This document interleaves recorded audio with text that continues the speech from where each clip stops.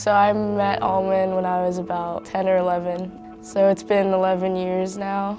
I'm still training with him. Almon especially has done a lot for me, and so he's probably one of the few people in my soccer career that has had a big impact on not only my training, but how I go about things in life. He just wants the best for you, whether that be in sports or in life.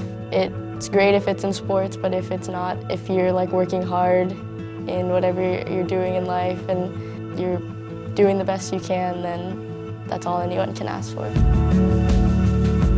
I'm pretty small, so I know that one of the things that you can control is just your fitness, and so working hard at that and just not even thinking about size or anything,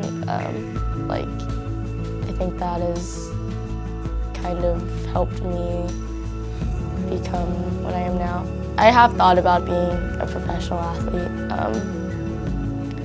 but I've focused more on the academics, really trying to go to med school after college.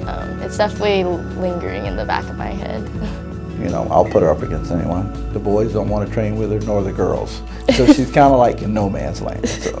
But the good news is she doesn't care. She just shows up and does her part. So that's all we can ask. But I'm very proud of her. So best is yet to come.